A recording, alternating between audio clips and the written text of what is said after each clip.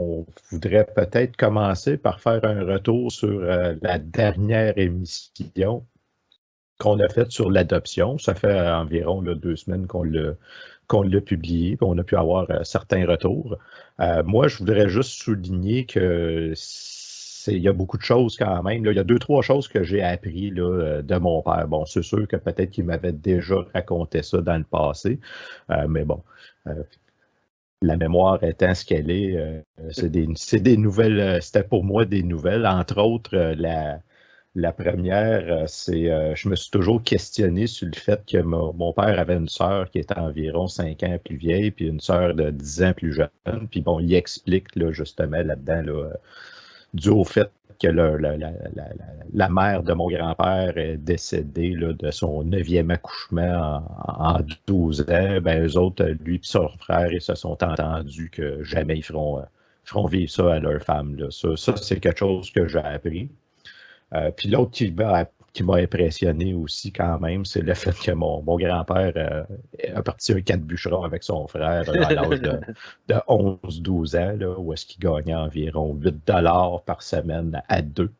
C'est-tu bon, ça, 8 piastres? Sérieux, là, on se posait la question, là, genre 8 piastres. Moi, avec 8 piastres, je vais pas bien loin, là.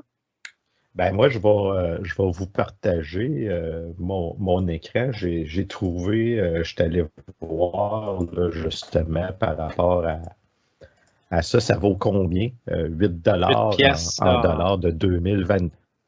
En 2022, on l'a ici. Bon, ben ça, c'est selon le Bureau de la statistique aux États-Unis, mais bon, c'est basé sur c'est l'inflation, puis on semblable. s'entend. C'est semblable. Donc, C'est on c'est nous une bonne dit estimation. qu'en 8$ en 1929, eh bien, en 2022, ça vaudrait 130$. Puis pour répondre à ta question, quand tu disais, Yann, moi, j'étais content de recevoir 8 piastres quand j'avais 10-11 ans. Ben, quand on avait 10-11 ans, nous, ça valait à peu près 50$. Ouais, j'aurais été encore plus content. Non, mais quand même, Ouais. c'est quand même pas pire là, pour un petit jeune de 11 ans, là, faire ça, une pièce de même, là, 130 quelques dollars. C'est pas pire, quand Ouais, même. quand même. C'est un. Par contre, faut pas oublier que c'était divisé par 2, puis il a fallu Ouais, qu'il bûche 4 cordes pour faire ça. ouais, c'est clair, là, mais c'est l'esprit entrepreneurial quand même, c'est quand même pas mal bon. Oui, tout à fait, tout à fait. Puis aussi le fait que fallait qu'il donne 2$ à sa famille adoptive sur les 4 qu'il recevait. Donc, 50% de son salaire s'en allait à sa pension pour habiter là. Nous, on n'avait pas de pension à payer Non, là, non, pas 11 à ans, non. 11 ans. C'était. Non, non. Et les mœurs changent, mettons. Tout à fait, tout à fait. Puis toi, Yann, qu'est-ce que t'en as pensé, tes impressions de la première émission? Mais moi, c'est surtout tu sais, quand il parle de l'accouchement, là, où est-ce que le docteur y va, puis tu sais, on entend les cris, le père, lui, continue sa journée comme si rien n'était. Là. Ça a tellement changé la façon qu'on aborde la santé en général, les accouchements. Là. Regarde, moi, j'ai mon arrière-grand-père, on a déjà mentionné, là, Alphonse Gosselin, là, tu sais, je dis, On en sa a parlé. quatrième épouse, là. Là, quand tu es arrivé avec la quatrième épouse, tu regardes des registres, puis tu réfères toujours à les veuves de l'épouse d'avant. Fait que tu recules, puis tu recules. Puis quand tu commences à regarder ça, tu ne sais pas que c'est sa quatrième épouse, mais éventuellement, tu te rends compte, ben, il y a eu une épouse avant ça. Puis là, tu fouilles, ben, il y a une épouse avant ça. Jusqu'à ce qu'éventuellement, tu sais, fin des années 1800, c'était l'exode des Canadiens français. Puis mon arrière-grand-père, comme bien d'autres, il était allé là-bas, mais lui, il était allé avec son beau-père.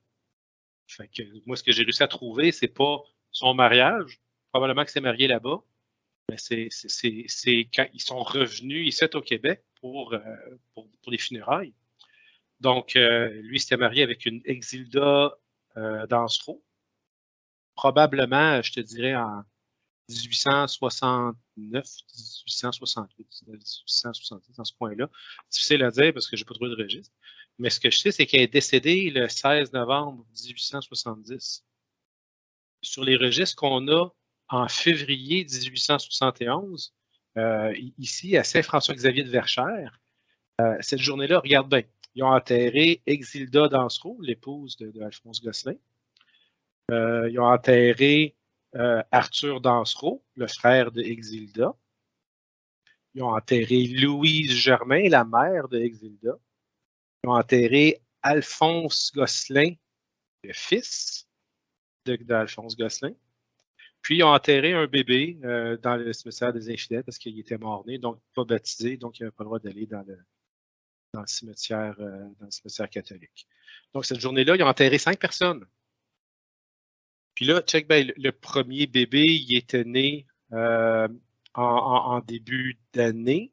Il était décédé en début d'année. Puis comme 8 mois après, le deuxième bébé, il est mort-né.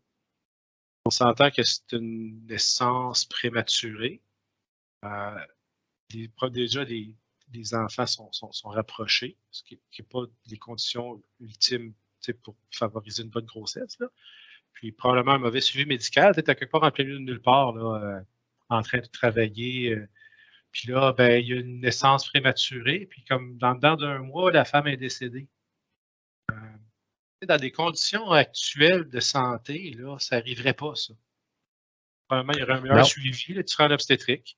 On checkerait ce qui se passe. S'il y a un danger pour la femme, on s'organiserait que ce ne soit pas.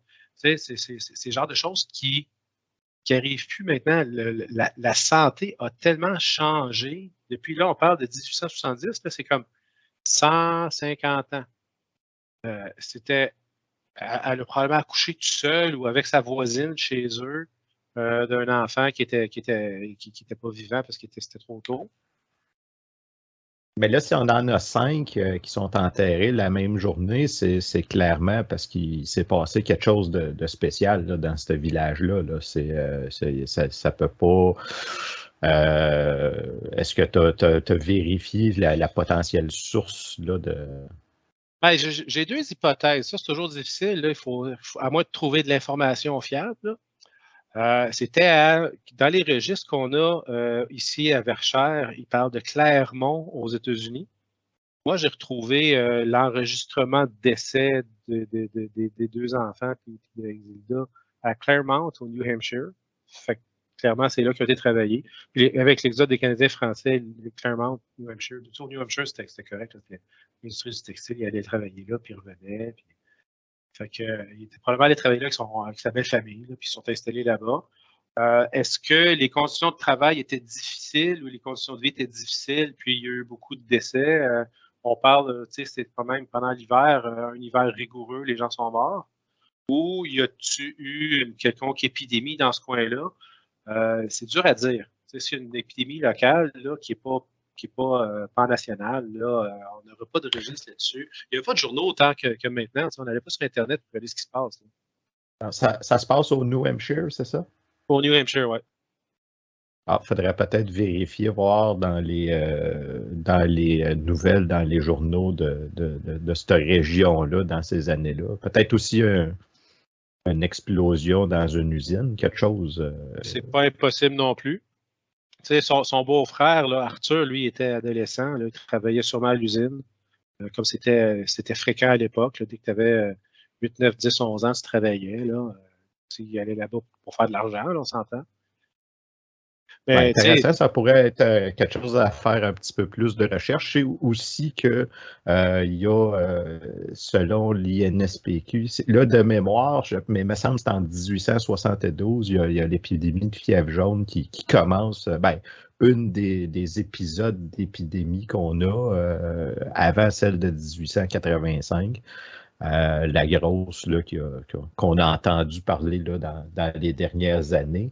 Mais cette épidémie-là est restée endémique là, pendant une dizaine d'années. Fait que ça se peut là, qu'en 1870, 71, là, il y avait encore des cas où ça pouvait être isolé dans certaines villes, certaines. Puis ça fait du sens un peu parce qu'il était en ville, c'est quand même quelque chose qui se propageait assez souvent en ville. Ouais. D'ailleurs, ça nous amène un peu au sujet là, en fait, notre sujet de la journée, c'est l'évolution des soins de santé au Québec, parce qu'on sait que le système de santé qu'on a présentement n'est probablement pas 10 sur 10. Il n'est toutefois pas non plus 0 sur 10. Là. n'est pas parfait, mais il s'est quand même grandement amélioré là, au fil du temps. Puis là, ben, ça, on peut le voir là, justement par ce qu'on a discuté lors de la dernière émission, puisque tu viens de raconter là aussi là, probablement d'un décès d'un accouchement ou un enfant prématuré qui aujourd'hui, le taux de décès d'un enfant prématuré a grandement diminué là, par rapport à quand il y a ça 100 arrive, ans. ça fait les journaux parce que c'est pas commun, tandis que là, tu sais, là, 50, 60 ans, un enfant prématuré, il était condamné, là, il était pour pas vivre longtemps ou pas vivre du tout. Puis, tu sais, à chaque fois que tu avais un accouchement, tu avais un risque. Là, puis, tu sais, on s'entend, il y en avait en série, là, tu sais, tu t'en parlais, là, ton côté, il dit, ah, moi, je veux pas faire vivre ça à notre épouse. Hey, moi, j'ai une arrière-grand-mère qui a couché 20 fois. 20 fois, pense-y, elle a passé 20 ans enceinte. C'est comme Ouais. impensable. Bon, ouais, c'est Malade, ça, c'est c'est job, c'est bon. carrière.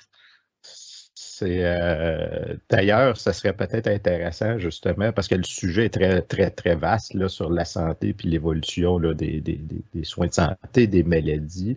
D'ailleurs, on va avoir en entrevue plus tard Luce Dion qui va nous raconter son cheminement. Puis je pense que ça nous a bien permis là, parce qu'il y a ce qu'on lit, hein, puis ce que les gens vivent, puis qu'est-ce qu'ils nous racontent. Oui, c'est Puis ça, je clair. pense que ça rajoute à notre connaissance. Là.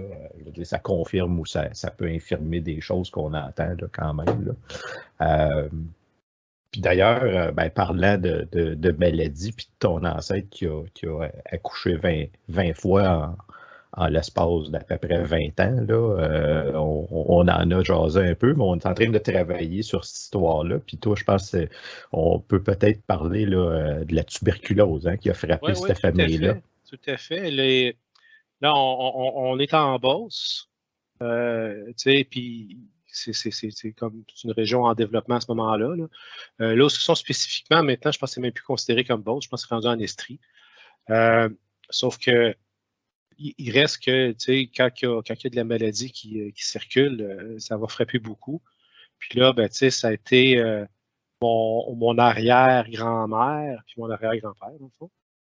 Lui, il courtisait la voisine. Les villages étaient petits, fait que dans le rang d'à côté, il y en avait une qui était à son goût, puis c'était toujours mieux que d'aller au village voisin pour essayer de courtiser une demoiselle.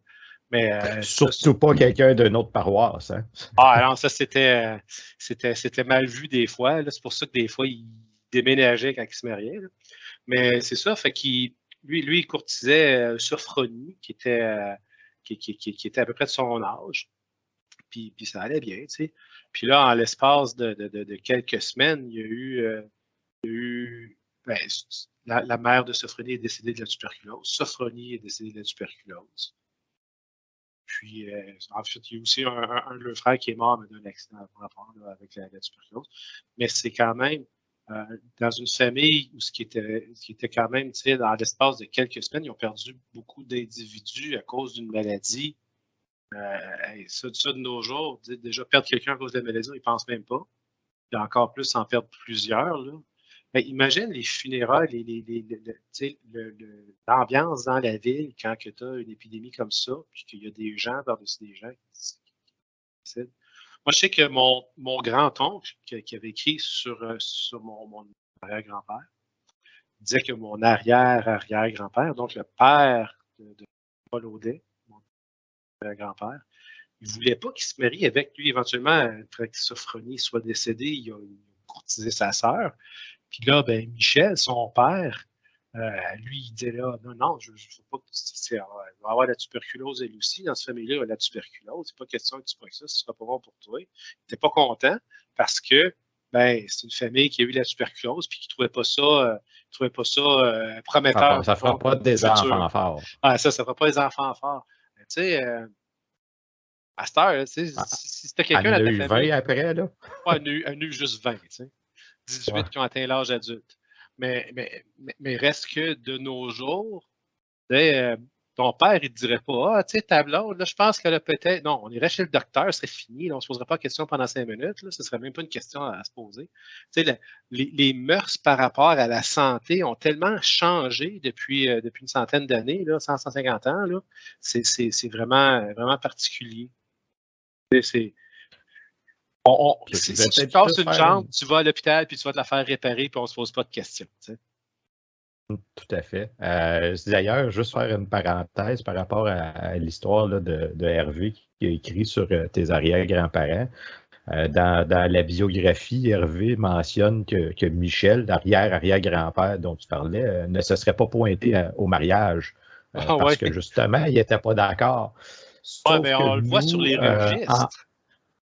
En consultant le registre de mariage, ben, on voit la signature de Michel. Puis on le voit, il est mentionné de mémoire là, comme témoin. Comme étant présent, c'est ça. C'est ça. Donc ça, c'est intéressant parce qu'il y a ce qu'on se fait raconter, hein, puis il y a la réalité. Hein, c'est ça. C'est probablement que Michel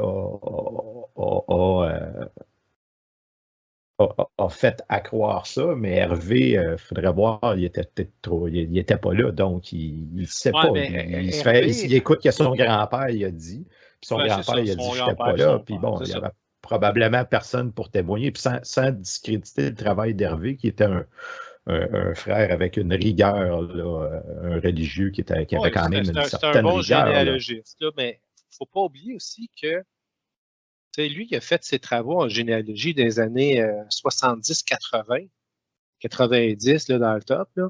Puis, ça a changé énormément l'accessibilité des documents. Tu sais, de nos jours, là, tu vas fouiller en ligne, là, ANQ ou Family Search, puis tu trouves les registres, là, une version visuelle du registre d'origine.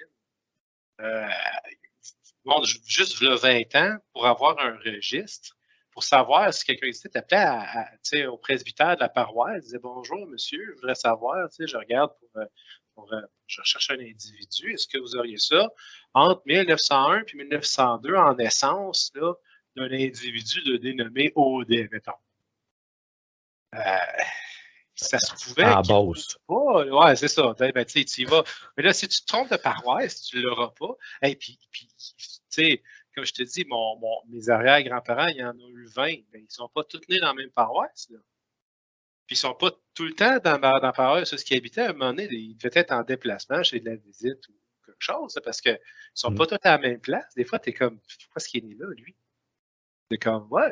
Mais bon, reste que ça, j'ai trouvé ça intéressant parce qu'on lisait ça, puis là, quand on a vu ça, j'ai fait, ouais, il me semble que, tu sais, bon, mais reste que ça nous a donné beaucoup d'informations là, sur justement le décès de Sophronie, qu'on aurait pu constater son décès, constater le décès de la mère aussi, mais sans le savoir. C'est des informations, c'est parce qu'Hervé nous l'a transmis, cette information-là, qu'on le sait, parce qu'avoir les registres, là, on parle de l'évolution des soins de santé, mais je pense, justement, il n'y allait pas à l'hôpital pour ça, donc il n'y a pas personne là, qui a officiellement écrit ça en quelque part. Moi, j'ai la chance qu'on avait retrouvé là, mon arrière-grand-mère, Ida Desjans, qui est décédée de la grippe espagnole, puis je vous ai montré, là, c'était selon le registre de la paroisse des Saints-Anges, gardien à la Chine, qui mentionnait là, les décès en date de. D'ailleurs, la grippe espagnole, un autre sujet là, qu'on pourra traiter à un autre moment donné. Je pense que là, dernièrement, il y a beaucoup de gens qui en ont parlé. Là. Nous, c'est sûr que notre angle est relativement différent parce qu'on parle des gens qui ont vécu ça. Fait que, tranquillement, pas vite, on essaye de trouver des gens qui veulent intervenir. Puis s'il y en a qui veulent en parler, qui ont des exemples aussi, qui ont des histoires à raconter, ben, et puis vous voulez venir nous raconter ça, ben, soyez les bienvenus. Puis ce que ça m'amène aussi, c'est que, bon, moi, bon, dans mes exemples, c'est sûr que je viens de parler là, de la grippe espagnole, mais il y a aussi là, le fait que, bon, ancêtre Albertine Lambert qui est décédée d'un accouchement, on en a parlé. Puis probablement que ça aurait été différent là, si les soins de santé auraient été ceux d'aujourd'hui. Bon, probablement aussi que ça va pas été obligé de faire 9 enfants en l'espace de 12 ans aussi, ça serait pas arrivé, là, mais ceci étant dit, si ça avait été le cas, peut-être que mon grand-père ne serait pas né si ça avait été le cas aussi. Fait qu'on ne serait pas ici en train de s'en parler. Mais bon, ceci étant dit, il y a beaucoup, beaucoup de sujets qu'on peut parler là, au niveau de la santé, beaucoup d'épidémies qu'il y a eu au Québec. Là, je ne me souviens pas combien. On est au-dessus de, si ce n'est pas au-dessus de 15, là, je pense que c'est au-dessus de 20 épidémies qu'il y a eu au Québec. C'est des là, épidémies là, à large partout au Québec, là? On parle des débuts là, de la colonisation. Là, bon, en partant, je pense qu'on pourra en parler un jour, là, mais lors de la grande recrue, la peste noire existe encore. Là, quand que Jeanne Mance elle va chercher des colons, tu sais dont, que entre autres, mon Olivier ancêtre Lauzon Charbonneau. il est arrivé à ce moment-là. Mon ancêtre Lauzon, Bon, il est arrivé, Gilles Lauzon, qui était chaudronnier, il est probablement arrivé en même temps sur le même bateau qu'Olivier Charbonneau, premier habitant de Laval, qui, soit dit en passant, il y a je ne sais pas combien de gens qui passent sur le pont Olivier Charbonneau aujourd'hui à Laval, ne sachant pas trop c'est qui. Ben, maintenant, vous le savez. Puis sachez qu'il va faire une descendance d'environ 800 000 personnes au Québec. Donc, ça se peut que vous passez sur le pont de votre ancêtre qui a été nommé au nom de votre ancêtre là, à tous les jours, si vous passez sur ce pont-là. Mais ceci étant dit, bon, on a un beau cas aujourd'hui. Il y a une autre épidémie, une autre maladie qui a frappé le Québec, qu'on entend un peu moins parler pour nous, moi puis Yann. C'est un sujet qu'on n'avait pas trop entendu parler. C'est pas une maladie qui est répandue de nos jours. On n'en a presque plus parce que ça a été grandement exact. Puis, bon, ceci étant dit, notre prochaine invitée, c'est ma belle-mère depuis une dizaine d'années, donc je connais un peu plus maintenant là, la maladie et les conséquences, mais on va l'accueillir à l'instant qui va nous en parler un petit peu plus là, sur le sujet d'aujourd'hui, puis qu'est-ce qu'elle, surtout à travers quoi elle a passé au niveau des soins de santé.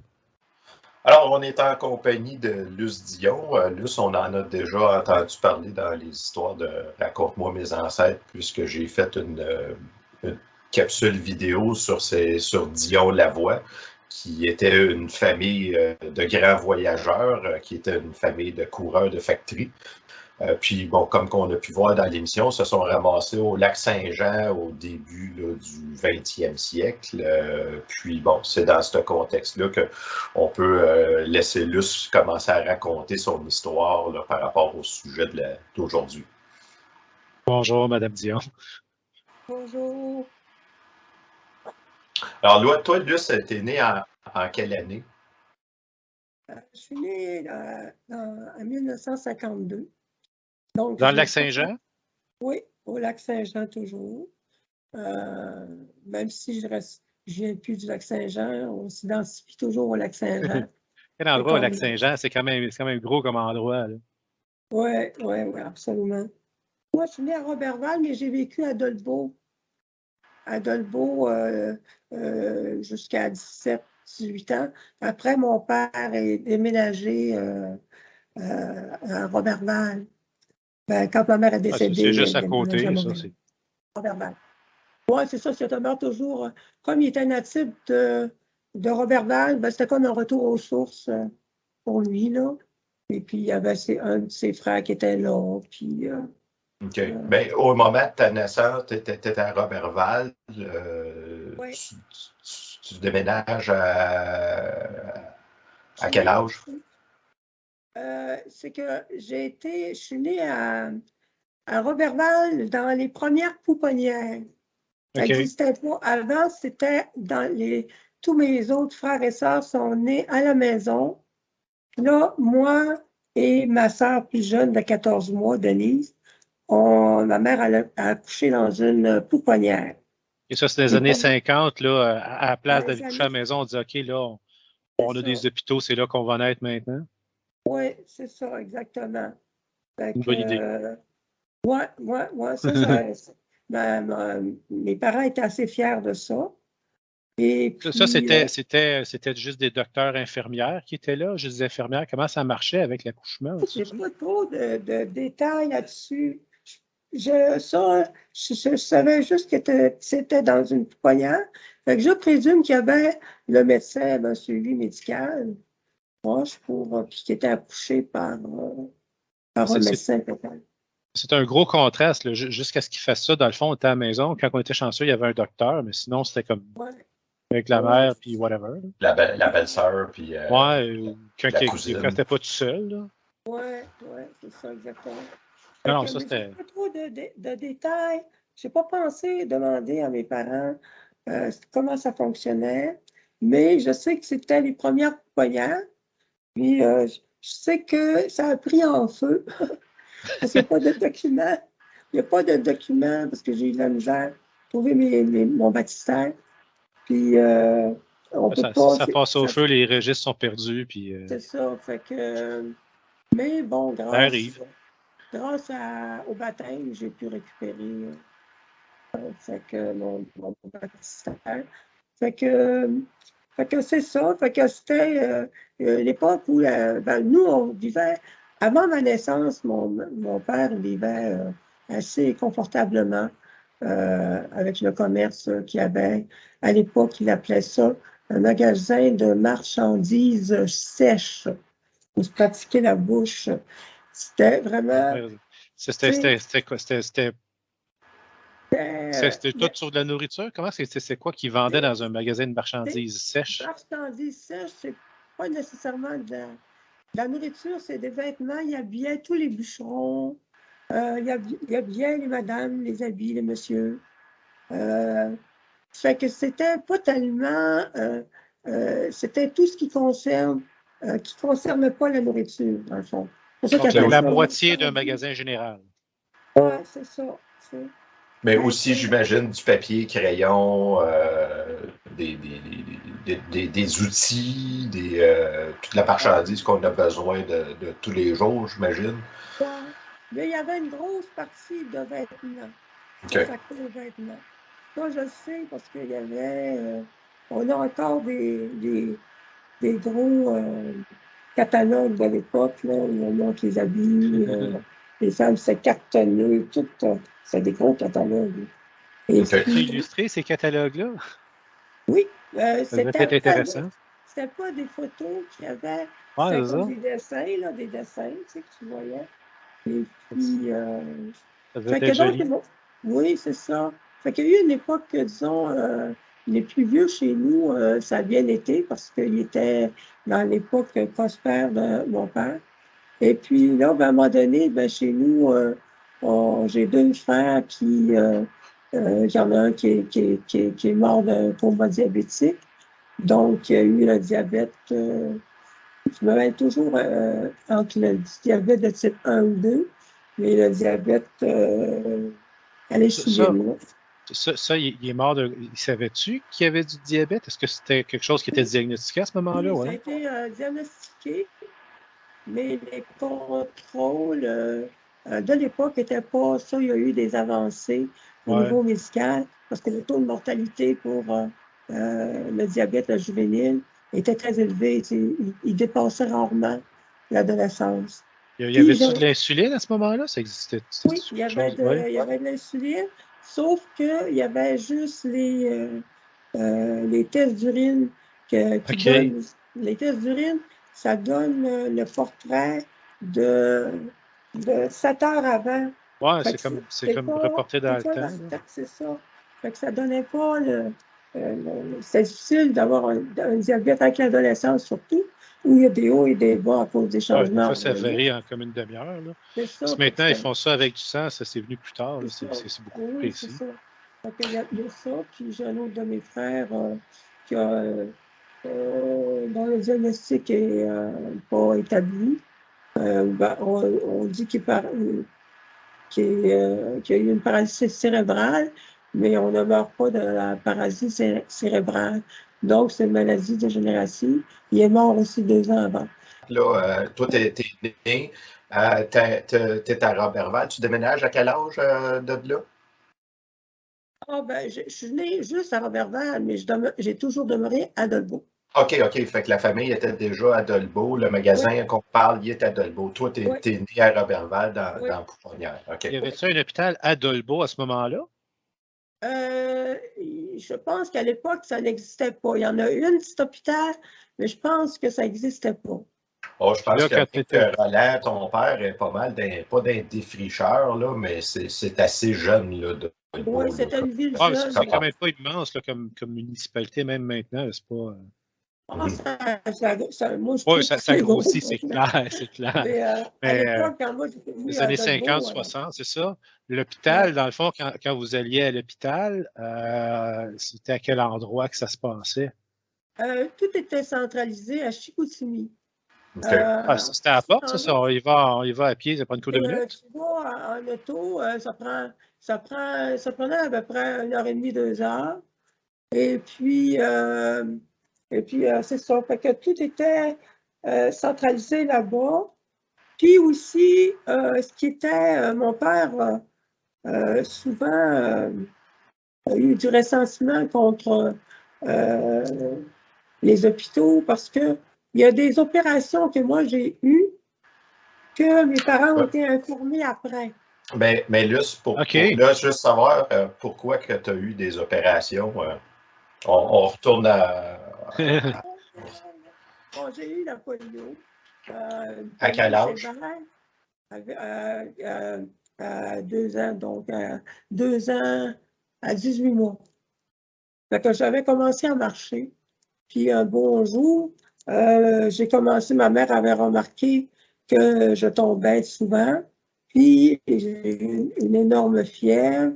Et puis là, ben, tout de suite, ça a été vite, on s'en va à Chicoutimi. Là, j'ai eu le traitement de l'époque parce que je ne pouvais plus respirer, parce que ça attaquait les muscles intercostaux. Donc, ils m'ont mis dans un poumon d'acier. Ça doit être impressionnant. Oui, c'est un énorme tube. Il paraît que ça existe encore. C'est un énorme tube. Puis là, on voit juste la tête. Puis, fait que quand tu es enfant, moi, ça m'a beaucoup marqué comme image parce que ça m'a suivi dans ma vie. Même si j'avais 2 ans, 2 ans, c'était marquant pour moi. Fait que c'est ça. Fait que j'ai été 14 jours dans ce tube-là. Et puis, avec la physiothérapie, bon, ben, j'ai pu, avec la récupérer certaines capacités. Si on juste peut-être expliquer pour les bénéfices de la cause, Luce, c'est quoi la polio?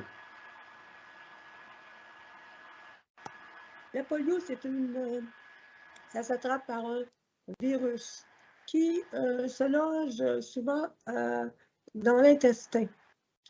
Et puis, il y a des gens qui ont eu une polio, mettons, ils ont eu le virus, mais qui ne s'en sont pas aperçus que ça allait passer comme une gastro.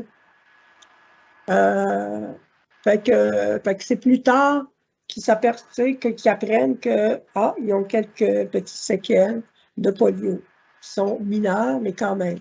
C'est quoi les séquelles? Les séquelles que moi j'ai eues, ben, ça a été la paralysie complète. Avec les membres, tous les muscles de la colonne vertébrale, des bras, les jambes, c'est sûr. Et puis, avec la physiothérapie, j'ai pu récupérer comme une partie de mes bras, puis que j'ai quand même pu fonctionner longtemps en chaise manuelle, jusqu'à peut-être 45 ans. Là, maintenant, je fonctionne en chaise électrique.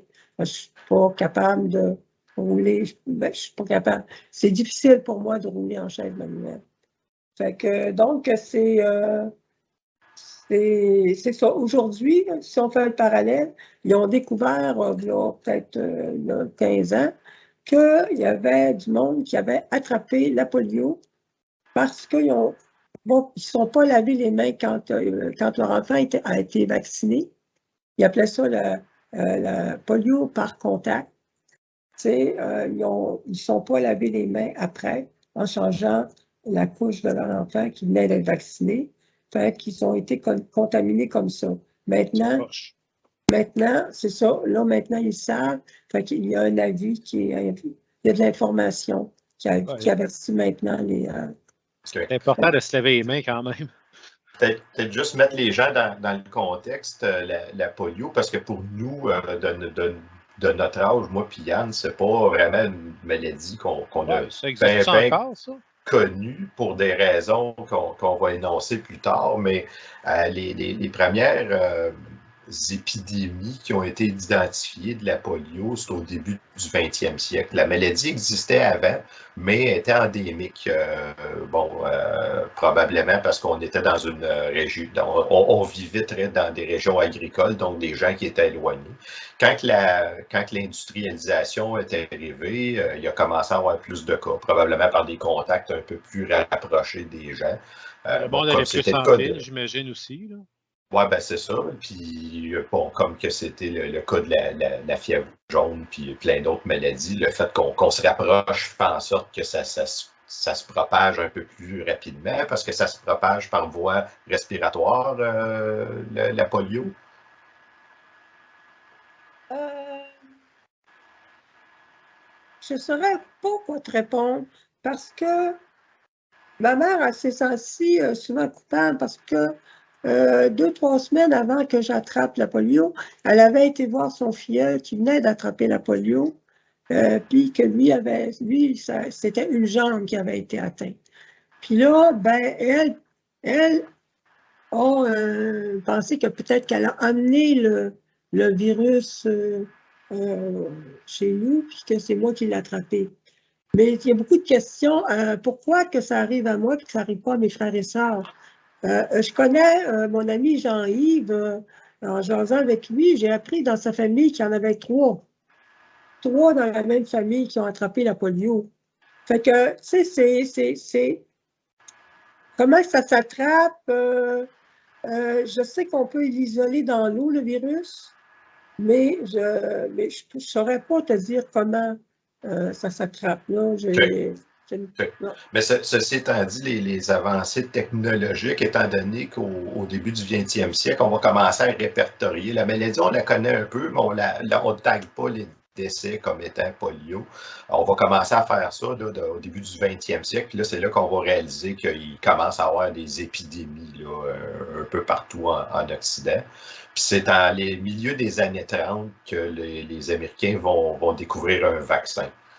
Puis bon, comme la technologie, bon, c'est encore un petit peu le cas aujourd'hui, quand une nouvelle technologie se développe ou est découverte, c'est sûr que le pays ou la région qui l'a découvert va en bénéficier avant les autres, avant de vendre cette technologie-là, ou se la faire copier par les Chinois. Mais ça s'étant dit, à cette époque-là, dans ces années-là, avant qu'une technologie arrive au Canada, on parle là, de 5-10 ans là, après ça. Puis après ça, une fois que c'est arrivé au Canada, au Québec, là, tu sais, là, on parle du lac Saint-Jean, là. Ça commence par genre Montréal, Québec, Trois-Rivières, là, puis ensuite, tranquillement, ça va émaner. Ils vont dans les grands centres urbains en premier, puis éventuellement, ça va dans les régions, là, tu sais, avant que ça arrive dans l'Outaouais, puis ça va commencer quand même un certain temps. Puis toi, combien de temps?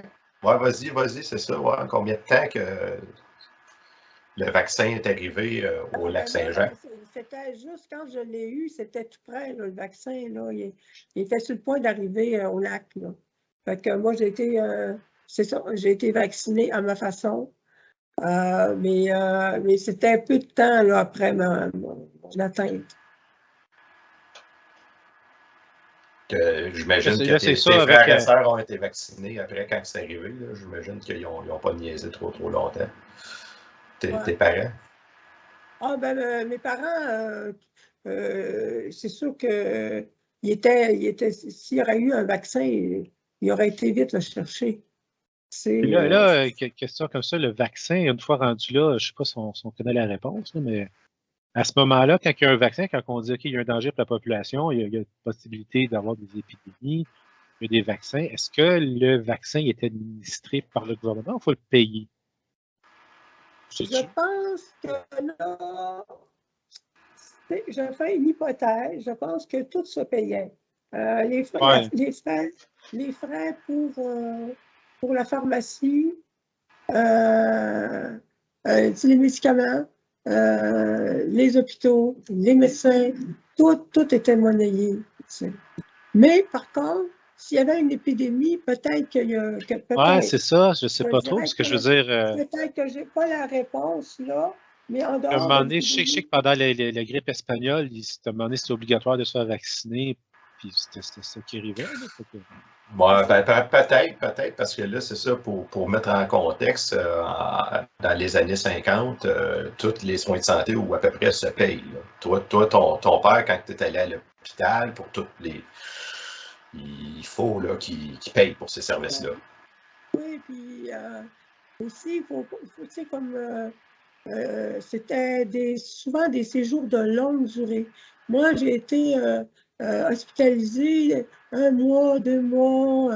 Ça devait coûter cher, c'est comme rien, là. C'est comme si tu étais à l'hôtel, tu sais, puis tu payes ta chambre, quand même un bon prix. Puis en plus, tu sais, il faut que tu payes le médecin, tu sais. Puis en plus, il y en a des fois, moi, je me souviens très bien que Yves, mon frère qui est décédé, qui avait le diabète, était là aussi, tu sais. Fait qu'on était 2. Oui, mais c'est ça, les familles nombreuses, là, quand tu as, je sais pas, 8, 9 enfants, s'il y en a 2, 3 qui sont malades en même temps, là, ça peut être vraiment cher, là. Un impact financier énorme, là, pour la famille. C'est ça, vous avez mentionné que votre père a fait faillite, c'est à cause des frais hospitaliers? Oui, absolument. Parce que, en plus, ben, c'est ça, quand. Puis il y avait mon frère Denis, qui lui aussi faisait des bons séjours à l'hôpital. Alors, ça, on était 3 à occuper les hôpitaux, là. Fait que c'est sûr que il y avait trop de frais qui entraient pour assez de revenus. Fait que ça, c'est clair, ça a toujours été clair que ces dépenses-là, ces frais-là qui ont fait que mon père a fait faillite. C'est bien évident. Lui, avec la fille, est-ce qu'il avait perdu son commerce ou quelque chose? Comment ça avait... Ah oui, il a perdu son commerce. Il s'est trouvé simple vendeur. Ah, fait que c'est vraiment l'impact de ne pas avoir de frais, de ne pas avoir de gratuité au niveau hospitalier, en termes habitation, travail, familial, c'est quand même assez élevé. Oui, plus, tu additionnes à ça le climat aussi qui se crée au niveau de l'anxiété que les parents vivaient, l'insécurité. Je pense que toute la famille, en tout cas ceux qui ont resté le plus longtemps, les plus vieux ont parti de la maison, mais pour le reste, on est tout un peu imprégnés de ce climat-là d'insécurité qui était réel. Là. Puis là, la gratuité de santé, là, maintenant, c'est universel au Canada. Mais as-tu des dates, Éric? Quand est-ce qu'on a commencé? Là, dans le fond, c'est la carte d'assurance, c'est castongué avec la carte d'assurance maladie, la carte soleil qui est arrivée. Ça, c'est des années fin 60, début 70? Wow, durant un œuvre de la Révolution tranquille. Là. Puis là, ensuite, ça a été universalisé au Canada. Là, je veux dire, les pays industrialisés maintenant, c'est standard. Là, mais sinon, c'est un peu l'âge de la pierre. Là, au niveau de santé, si tu ne peux pas aller à l'hôpital, puis si tu rentres à l'hôpital, tu es obligé de payer le docteur pour le voir, pour savoir ce que tu as, puis ensuite payer pour savoir un diagnostic, ensuite payer pour avoir les médicaments. Payer pour l'opération, payer pour le temps que tu passes à l'hôpital, là, ça peut être vraiment dévastateur. C'est astronomique pour l'époque. Puis je me demande combien de familles n'ont pas pu soigner. Oui, parce que si tu n'as pas les moyens. Si tu n'as pas les moyens. Ton jeune a besoin d'insuline, tu n'es pas capable d'en payer, qu'est-ce qui se passe avec? Ça explique d'ailleurs aussi, entre autres, parce que bon, le sujet, c'est l'évolution des soins de santé. Puis en faisant de la généalogie, moi puis Yann, on constate souvent des familles, là, pas un carnage, là, mais ils ont 15 enfants, puis il y en a, on a parlé de mes ancêtres, mes arrière-grands-parents qui ont eu 4 enfants décédés en bas âge. Là. Bon, il y avait de la consanguinité, entre autres, mais c'est pas la seule raison. Oui, c'est ça. C'est pas la seule raison qu'il y en a 4 qui décèdent là, en bas âge. Là. Il y a d'autres raisons. Le taux de mortalité était très élevé. Ouais, quand tu regardes un registre et que dans le même 3 pages, tu as plusieurs membres de la même famille, là, c'est un choc pour nous. On n'est pas habitué à ça. Là, avec nos yeux de 21e siècle, déjà, c'est un choc. Mais essaye d'imaginer, ta famille va au salon funéraire. Il n'y allait pas au salon funéraire, il faisait juste de l'enterrement déjà. Mais il y allait des funérailles, là, 3, 4 puis 5 fois dans les mêmes 2 semaines. Là, moi, quelque chose. Mes parents ont vécu, ma mère a vécu quelque chose de terrible pour une mère. Elle a perdu 2 de ses enfants à 2 ans d'internat. C'est quelque chose, là, puis c'était commun. Maintenant, on ne pense pas à ça, tu sais. Non, les gens, ils ne sont pas en contact déjà avec la mort. C'est les rituels funéraires, c'est la rapidité qui compte, et puis etc. Mais c'est courant, la mort. Mon père, lui, parlait, on mangeait comme ça, puis il parlait de lui, comment il se voyait dans sa tombe, puis il riait. OK. Puis c'était commun de parler de ça. Je sais pas, moi c'est des discussions avec mes oncles où ce qu'ils disaient qu'eux autres, ils veulent se faire incinérer puis avoir rien de gros parce que je pense que c'est le contrepoids, justement, de cette période-là. Mais comme je disais, du côté de mon père, lui, on doit être au-dessus de 200 cousins, là, des enterrements, on en a un puis un autre. Quand tu as beaucoup d'oncles, c'est pas le même contact, là, les funérailles que maintenant, tu sais, on a des familles restreintes, puis les familles restreintes, on n'a pas le même contact avec tout le processus de décès. Puis aussi, à l'époque, là, maintenant, on va au salon funéraire, là, il y a c'est quand même limité le contact qu'on a avec la dépouille par la loi parce qu'il y a des dangers rattachés à ça. Mais encore jusqu'à des années 40, 50, là, probablement jusqu'à les années 60, là, tu sais, la personne était décédée, là, c'était exposé dans la maison, puis on enterre ça. Moi, j'ai connu ça dans la maison. Mon frère Yves, il s'est mort dans les années 60. Et il n'y avait pas de salon funéraire à l'époque. Et puis, mais par contre, 2 ans plus tard, mon frère Denis, il a pu être exposé dans un salon funéraire. Ça, l'exposition avec le corps, peut-être même pas embaumé, direct dans la maison, avec pas d'air climatisé l'été, ça devait être sympathique. Ouais, quand même. Ouais. Puis si c'était une maladie aussi, parce qu'il y a des maladies, hein, on sait que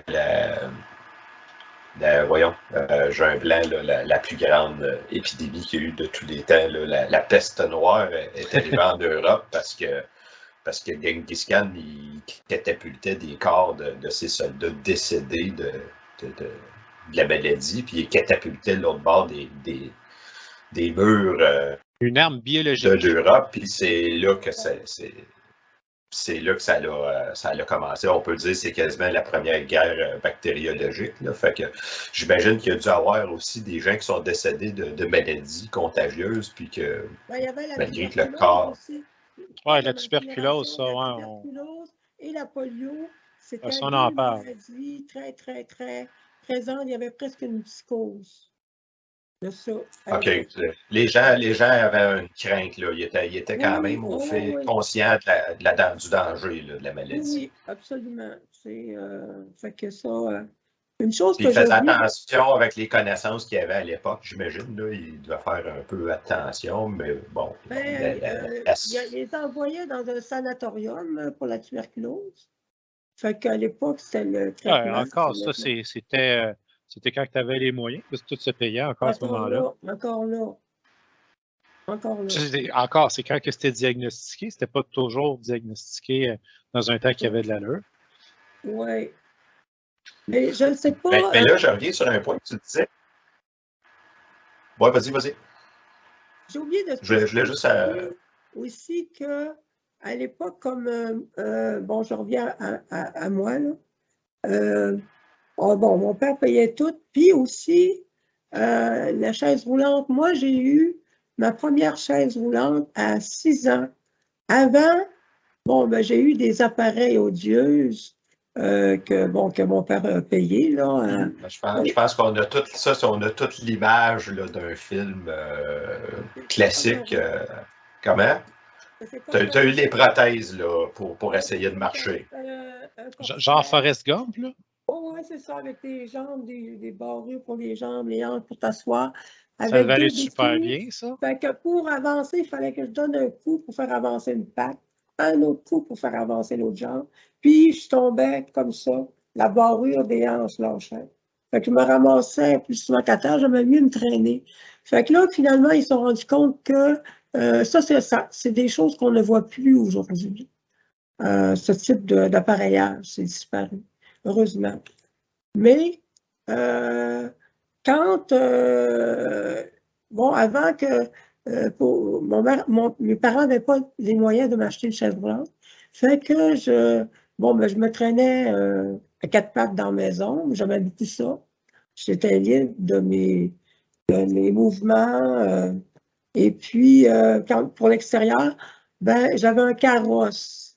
Ça, disons que c'était, quand on vieillit, on n'aime pas trop ça, de se faire traiter mon gros bébé, tu sais. Mais, Les c'est grands ça. avec les grosses roues en métal, là. Jusqu'à quel âge est-ce que vous avez utilisé ça? Je suis J'ai curieux. eu, disons, ma première chaise roulante à 6 ans. À 6 ans. Jusqu'à 6 ans dans un gros carrosse, là? Un carrosse ordinaire, là, tu sais, tu as un siège les deux jambes qui rentre dedans. Pas le super gros carrosse, là. Okay. C'est celui qui est le plus simple, à lui contenir beaucoup. Mais il reste que c'est un carrosse, tu sais, je ne pouvais pas. Fait que ça, disons que je ne peux pas dire que c'était agréable. Ça n'a pas été marquant, ben non plus. Parce que moi, j'avais la liberté, tu sais, la liberté de mes mouvements en me traînant dans la maison. Parce que ça a été la liberté quand on m'a enlevé les appareils. Fait que c'est pour ça que la chaise roulante, c'était une autre liberté. Là, j'ai la liberté tout court. C'est en plus d'être à la maison, je peux sortir avec. Fait que avoir une vie. Ça, fin 50, début 60, ça coûtait combien? Est-ce que vous savez, un fauteuil roulant comme ça?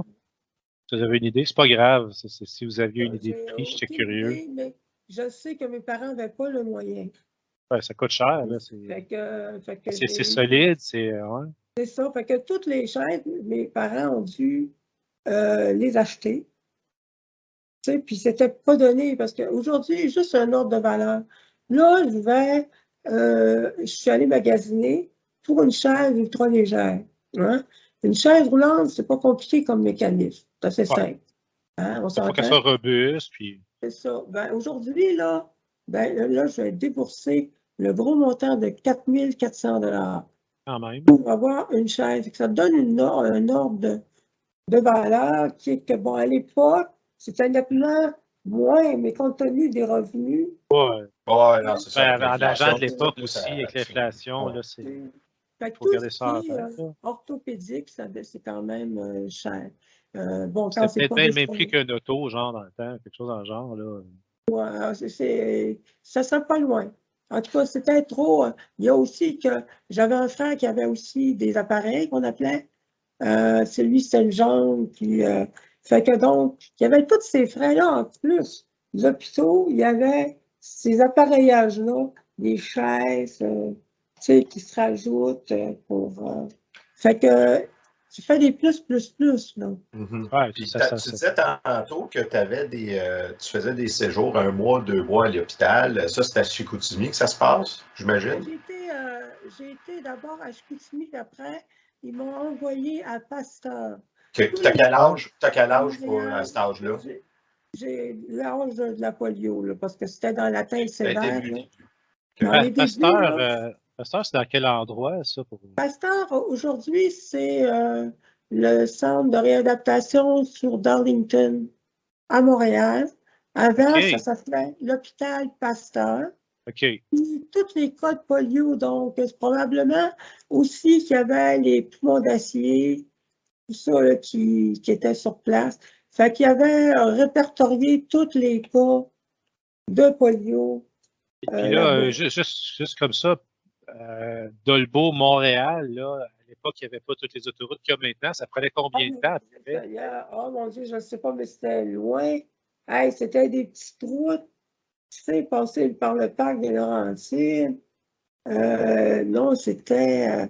Fait que donc, il n'y avait pas, d'une façon ou d'une autre, que je sois à Montréal, à Chicoutimi, ce qui est moins loin, les visites étaient rares. Parce que c'est comme si on te prenait les religieuses aussi, hein, qui faisaient partie du décor, on te prenait en charge. Fait que les parents perdaient un petit peu leur droit là, de visite. OK, ouais, fait que c'était plus sur la responsabilité de tes parents, mais sur la responsabilité des religieuses. Ouais, c'est ça. Spécial. Puis ça aussi, moi, c'est un concept que je trouve vraiment particulier, c'est que de nos jours, on a des infirmières et des docteurs. On est presque libre de rentrer, puis de toute façon, on a 2 heures de visite.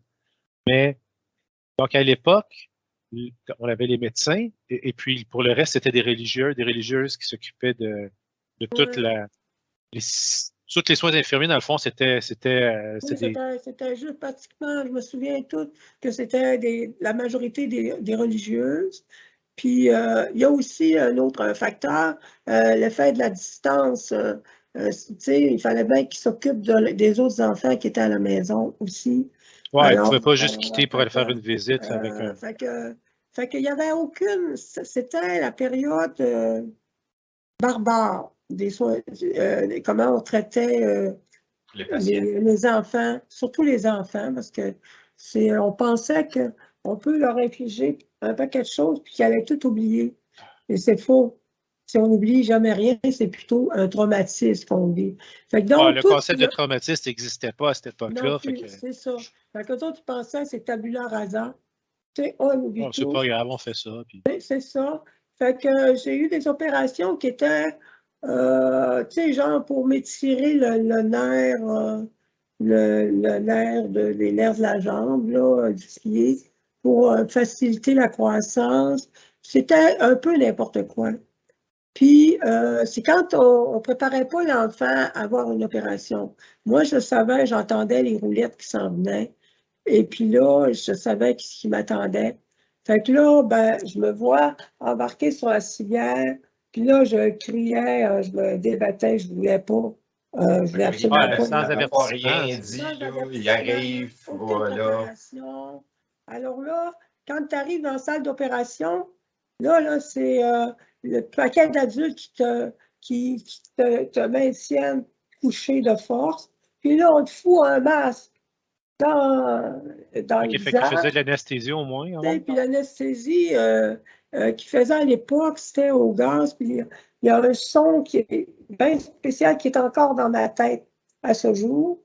Fait que quand tu te réveilles de cette anesthésie-là, d'abord, tu as mal au cœur, tu es malade comme un chien, tu n'as personne pour... tu es tout seul, et c'est comme... Tout seul, laissé à soi-même. La douleur, on n'en parle pas. Fait que c'est pour ça que je dis que c'était la période barbare. Il y a des choses comme... il y a un médecin qui me faisait, pour soi-disant étirer mes tendons sur le pied comme ça, ben, il me ramenait le plus vers la jambe, là, tu sais. Wow. Fait qu'à un moment donné, je ne voulais plus qu'il touche à mes pieds, je me cachais en dessous de moi, fait que c'est encore des réflexes que j'ai encore à ce jour. Fait que c'était... à un moment donné, j'ai une note que j'ai récupérée dans le dossier, parce que là, je ne mangeais plus. Tu sais, parce que, bon, à force de crier, de pleurer, puis de ne pas avoir de réponse, ben, tu tombes dans un état de presque léthargie. Fait que là, ils ont mis une note que, ben, pour mon bien-être, il fallait que je retourne à la maison. Parce que là, c'est ça, là, je ne collaborais plus, je n'étais plus là. Fait que c'est ça. Fait que des séjours longs sans être assisté par tes parents comme soutien, c'est affreux parce qu'après ça, quand tu retournes chez toi, dans ta maison d'abord, tu as oublié presque tes frères et sœurs.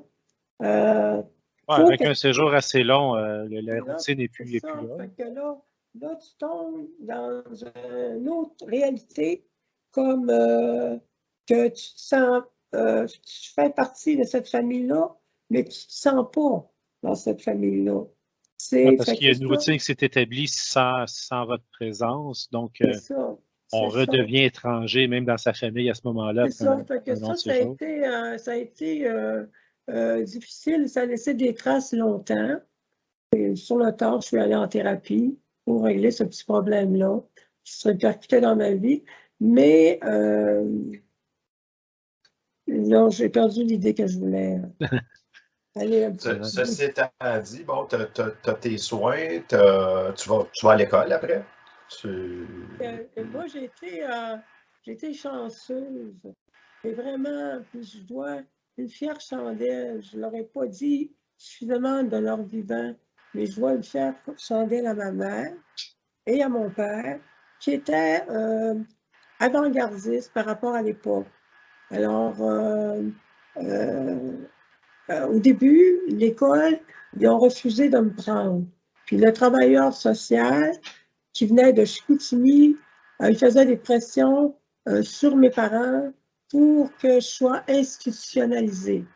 Parce qu'il faut dire qu'à l'époque, quand tu avais un handicap, c'est physique ou mentaux, on te sortait de la famille, puis tu te ramassais massivement dans une institution.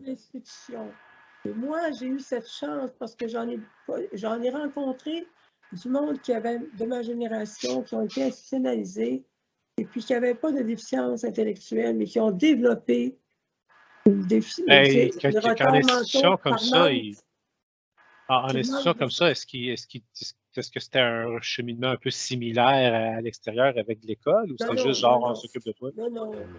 Ah ben ça. Là, on est à l'époque de Duplessis, là. Oui, non, mais c'est l'orphelinat, puis tous les enfants de Duplessis, c'est cette époque-là. T'aurais pu se ramasser être un enfant de Duplessis. Moi, j'aurais pu faire partie de ça. Mes parents se sont toujours opposés. Et puis... Est-ce que c'est parce qu'ils savaient qu'ils s'opposaient ou c'est vraiment juste parce qu'ils voulaient vous garder avec eux? Est-ce qu'il y avait une idée de c'est quoi ça donnait comme institution ou c'était vu comme... Est-ce que c'était vu comme étant quelque chose de positif d'une façon générale à l'époque ou c'était juste...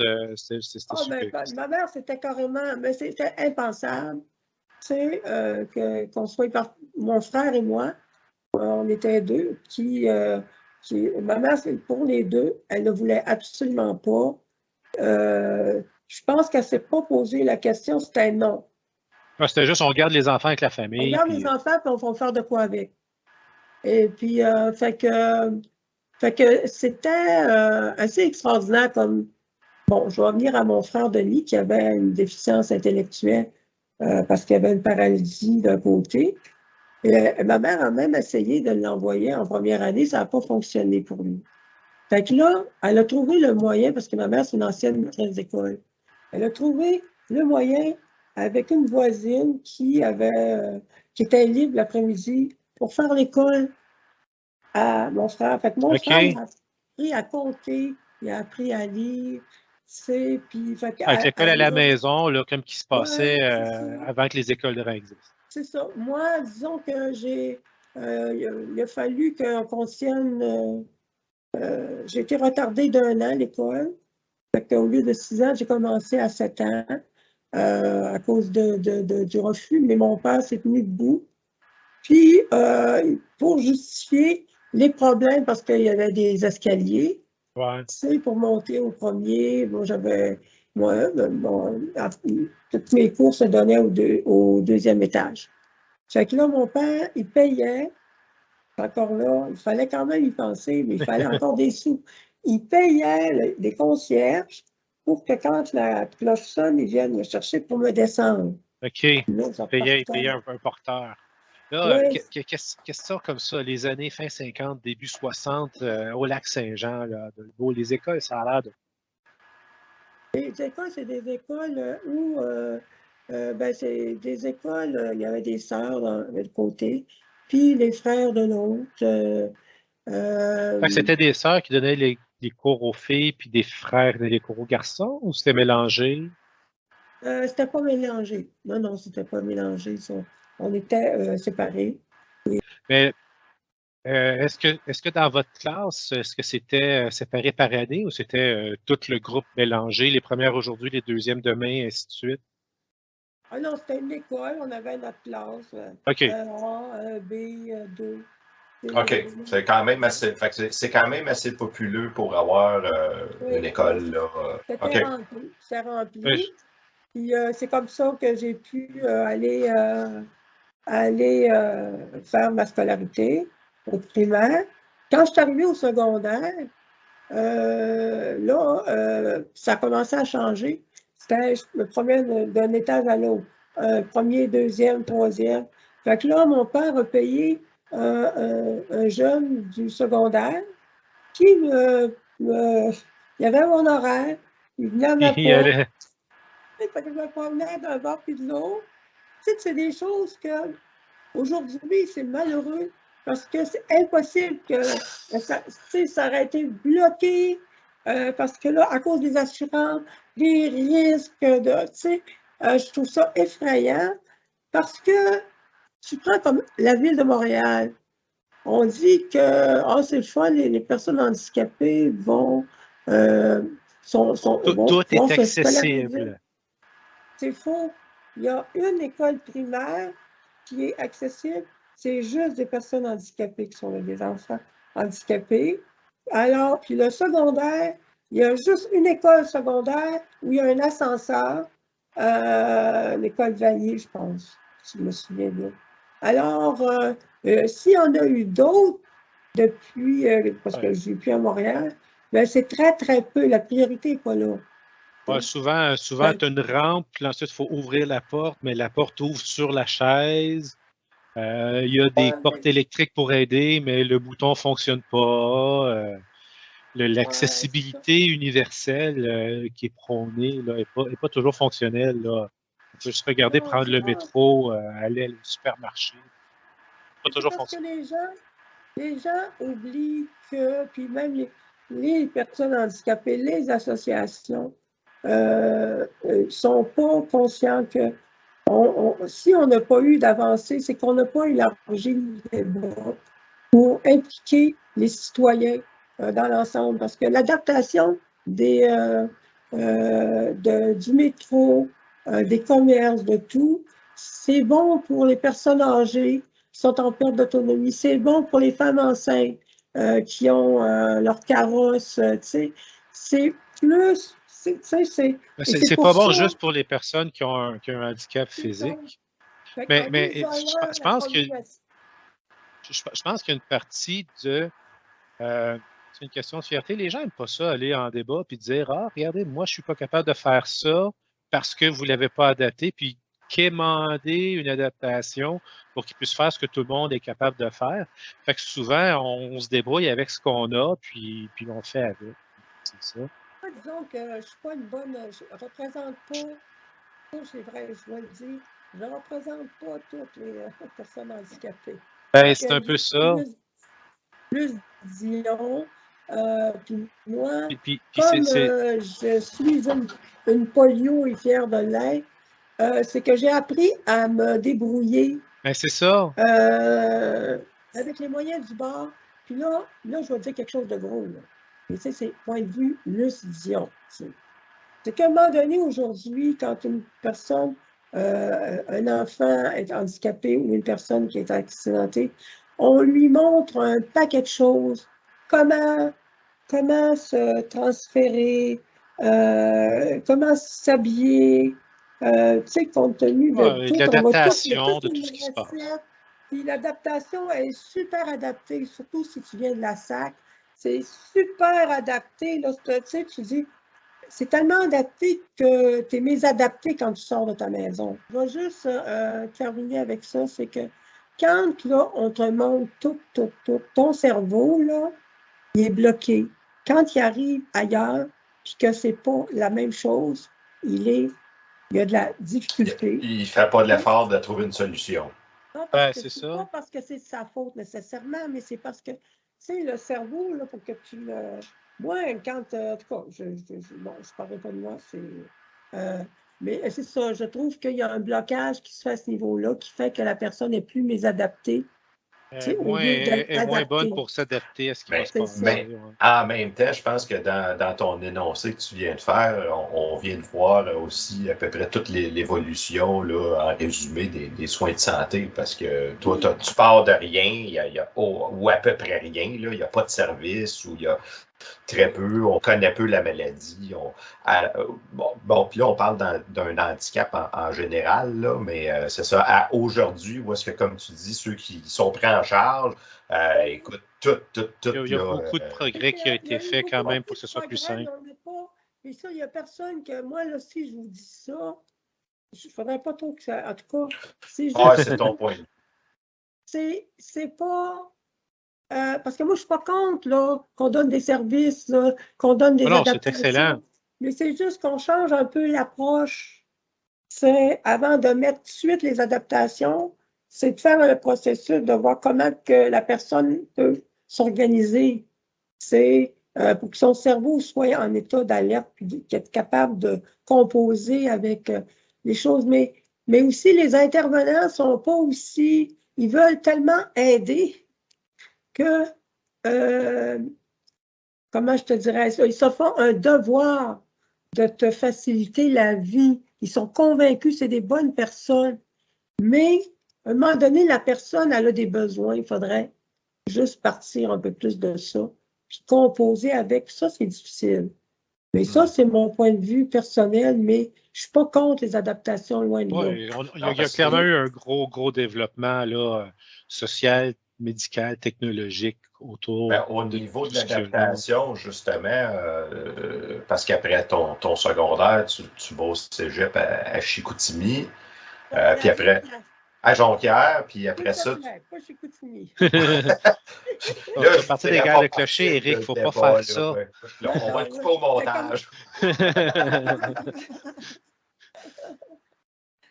C'est ça, tu vas à Jonquière. Oui, fait que là, j'habite en résidence. Fait que là, il fallait que je me trouve des livres pour aller au cégep. Fait que là, on a tous vu ces problèmes-là. Oui, mais mais vous étiez encore à Dolbeau à ce moment-là pour aller au cégep? Oui. Je suis allée c'est ça. Après non, ma mère n'était pas décédée encore. J'ai été à Jonquière. Puis après ça, quand ma mère est décédée, j'ai rencontré Jean-Luc, puis je suis allée vivre je suis allée au cégep du Vieux-Montréal après. Puis là, après ça, j'ai vécu à Montréal. Mais là, vous êtes allé au cégep, ça c'est après la Révolution tranquille. Pendant votre cheminement scolaire, là, ça l'a changé, j'imagine, quelque part, entre le primaire et le cégep. Parce qu'il y a eu un changement. Oui, puis beaucoup de changements au niveau de comment est-ce qu'on fait l'éducation. Parce que rendu au cégep, là, c'était des enseignants, c'était plus des religieuses à ce moment-là, j'imagine.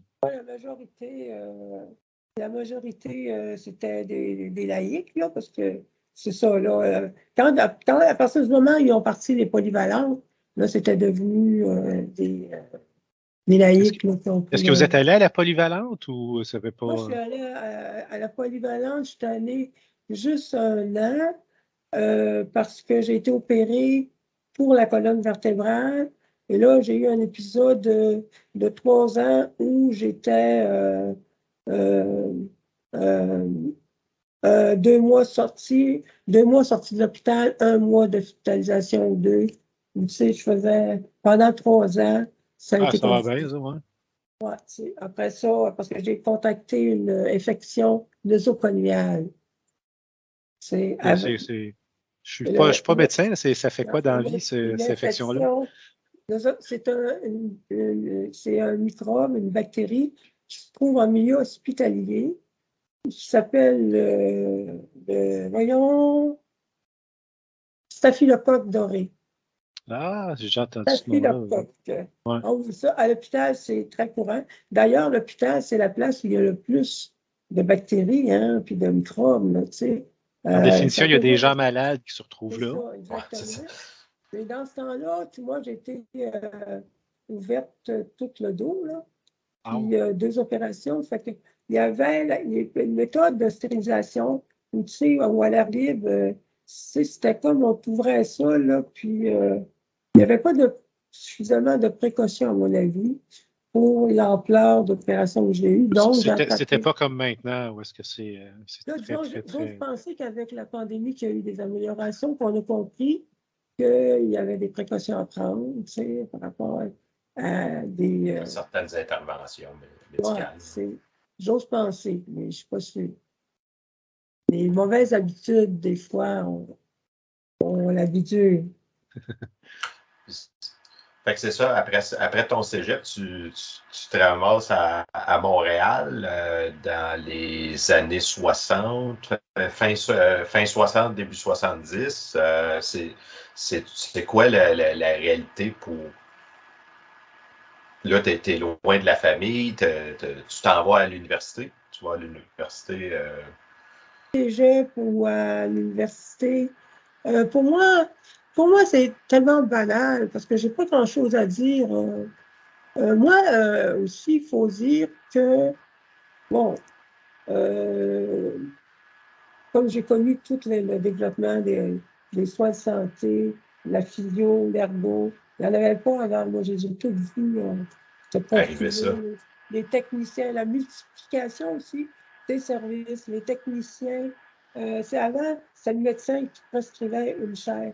Là, il y a le médecin, il y a l'ergothérapeute, il y a le technicien, puis un autre qui s'occupe de faire le montage.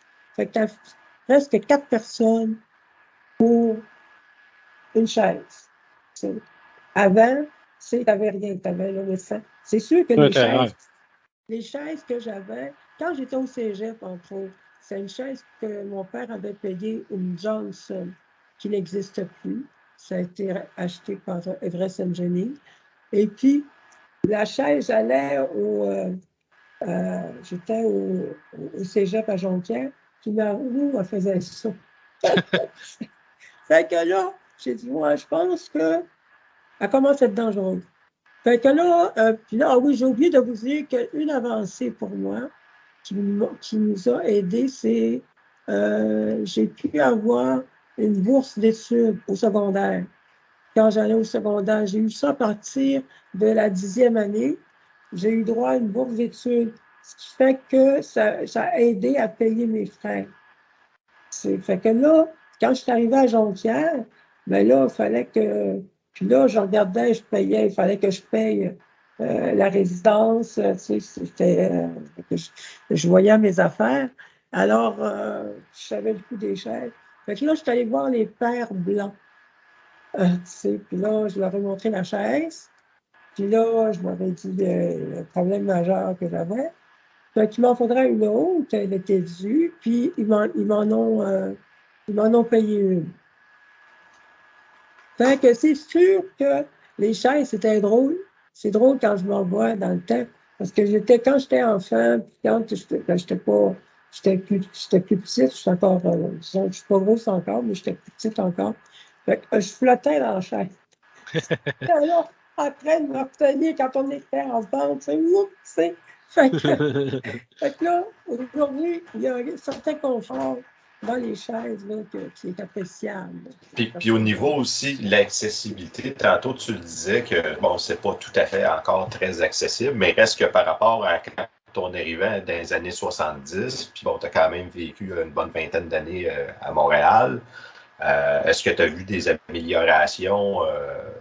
Parce que nous, on se souvient quand même, là, moi je me souviens quand j'étais jeune, ça faisait les nouvelles, là, les restaurants, il faut qu'ils soient accessibles, il faut qu'il y ait des toilettes accessibles. Ça, c'est toutes des choses qu'il n'y avait pas dans les années 70. Là.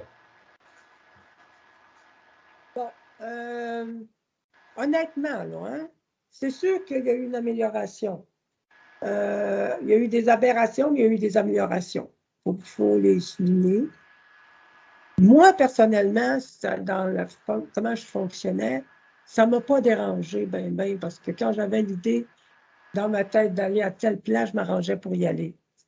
C'est là qu'on parle de résilience. Là. On s'adapte puis on fait, là, mais... c'est ça, mais donc, c'est sûr que je puisse pas aller, surtout que le fait que je sois en fauteuil roulant électrique, c'est plus difficile. Des fois, je m'ennuie quand j'étais en chaise manuelle, parce que... C'était plus petit. Ah ouais, je me faisais monter partout, puis beau. Chaise roulante électrique, c'est massif, tu sais, fait que donc, c'est sûr que là, je l'apprécie plus. Mais quand j'étais jeune, moi, j'ai pas vu de changement pour moi dans mon fonctionnement. OK, c'est pas fait que je rentre, mais je ferais rentrer quand même. T'sais. Quand il y avait des toilettes qui n'étaient pas accessibles, j'étais dans un bar, j'accrochais quelqu'un, puis je me faisais descendre, puis on avait bien du plaisir le temps de quelques marches. Fait que c'est comme ça que ça marchait pour moi. Fait qu'il n'y avait pas... une fois, je t'avais passé une entrevue, puis là, c'était au 2e étage. Je le savais, j'avais pris mes informations. Fait que là, je me suis arrangée avec un chauffeur de taxi que j'aimais bien, qui me monte au bout du 2e étage, puis là, j'ai dit, tu reviendras dans 1 heure. Fait que là, j'ai dit, bon, va-t'en. J'ai sonné à ce moment-là, puis là, j'ai vu... il y a des personnes, c'est ça, ils ont fait le saut. Ça a cassé la glace, tu sais, parce que tout le monde, quand j'ai été introduite pour l'entrevue, c'est comme, comment vous avez fait? Comment vous avez fait? Fait que une partie du problème, j'ai travaillé dans des sous-sols, dans des 2e étages. Fait que je me faisais porter de même, puis paf, puis j'y allais, tu sais. Mais c'est ça. Mais pour revenir à ta question, oui, il y a eu des améliorations, c'est certain. Les améliorations, j'imagine, par contre, qu'on les voit beaucoup plus au niveau du système de santé, là, quand même, là, par rapport à... Moi, ce que je trouve, c'est que c'est sûr que les hôpitaux, c'est pas facile. En ce moment, des fois, on attend longtemps à l'urgence. On attend, parce que dans ce temps-là aussi, il ne faut pas oublier que moi, pour mon opération, pour ma colonne vertébrale, là, j'ai attendu 1 an, j'étais sur une liste d'attente. Fait que, tu sais, il y avait, les listes d'attente existaient à l'époque. Il y a encore, puis là, on se dit, si c'était privé, il n'y aurait pas de liste d'attente, c'est faux. C'est pas une invention du système public d'avoir des listes d'attente. Non, tu sais, fait que ça existait. Alors, qu'est-ce que je voulais dire? J'ai perdu mon idée. Ramenez-moi. On parlait de l'évolution par rapport à quand tu étais jeune, puis par rapport à aujourd'hui. Puis qu'est-ce que tu as vu comme cheminement, là, qu'est-ce qui était meilleur là, dans tes traitements? Parce qu'on s'entend aussi l'espérance de vie de quelqu'un qui est atteint de la polio à 2 ans. C'est pas...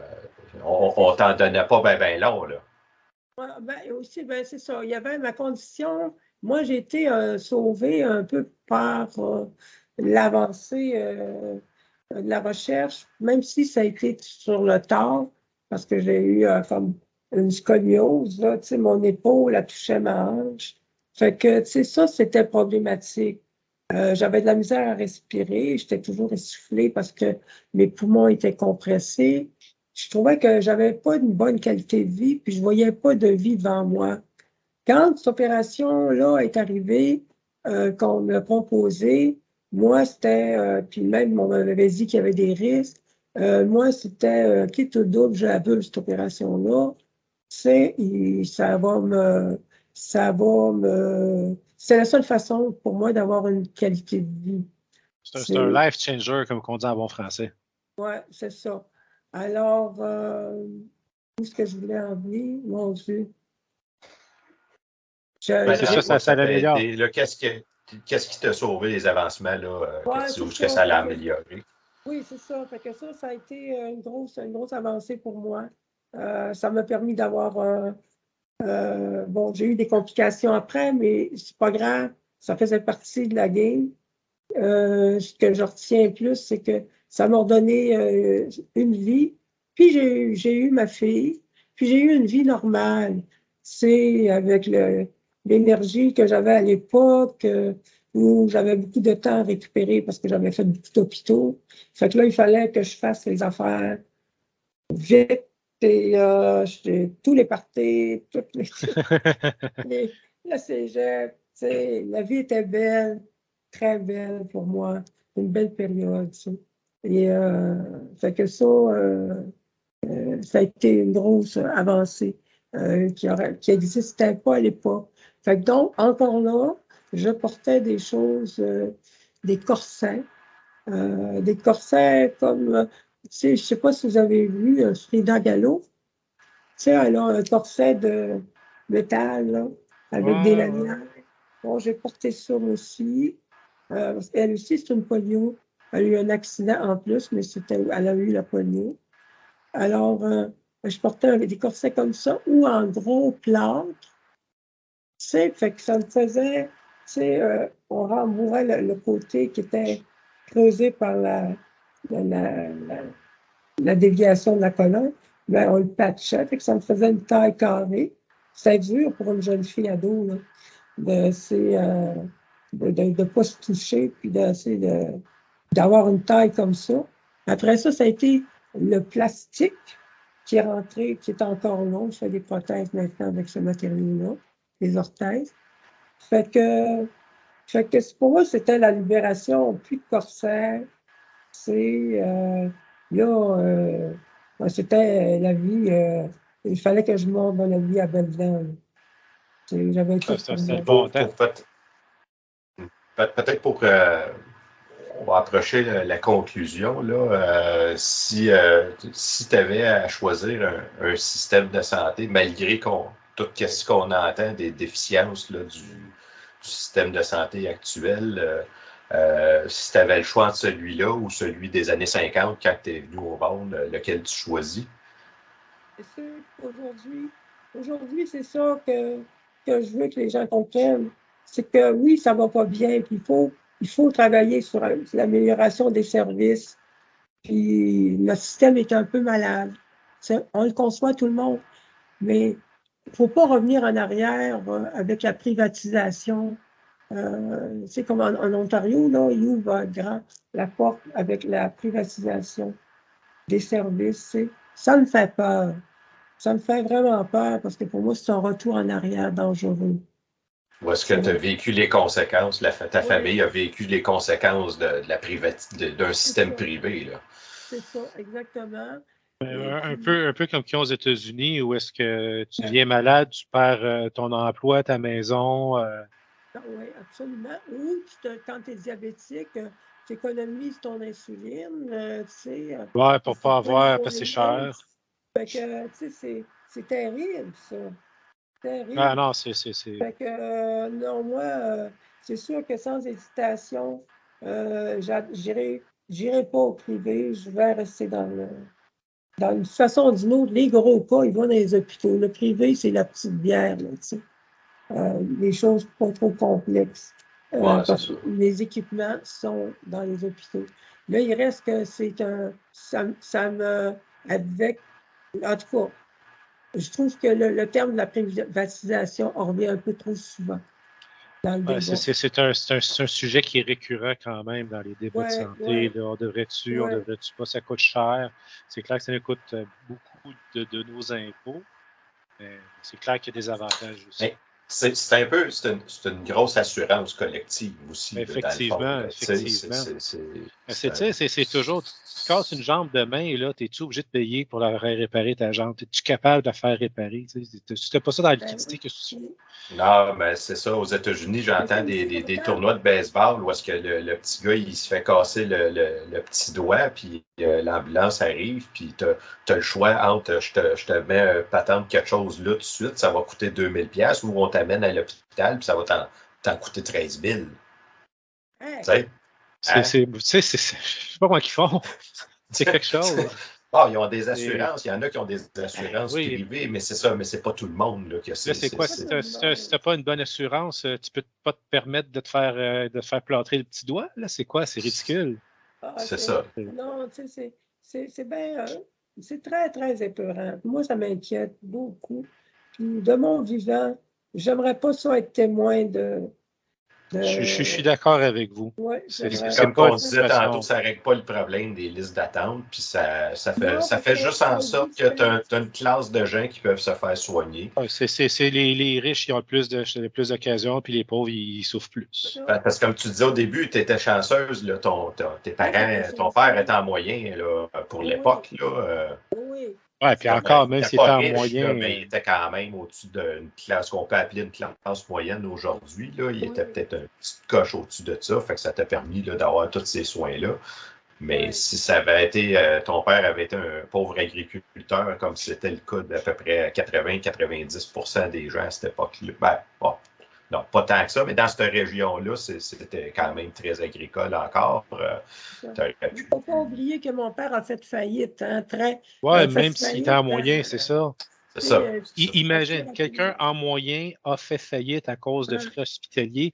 Quelqu'un qui n'était pas en moyen, là, c'était des décès inutiles, puis c'était une qualité de vie vraiment ridiculement mauvaise.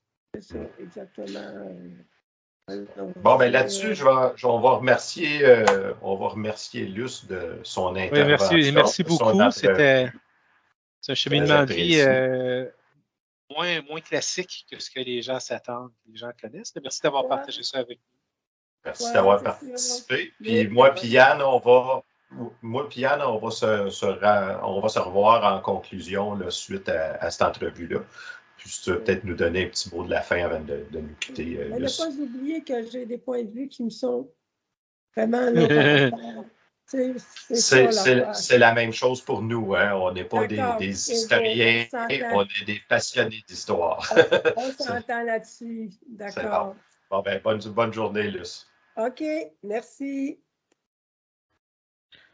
Bon, ben ça, c'était intéressant comme entrevue. Évidemment, moi, Yann, je connais déjà un petit peu de l'histoire puisque je connaissais déjà Luce depuis une dizaine d'années, mais j'espère que tu en as appris tout autant que nos auditeurs sur l'évolution des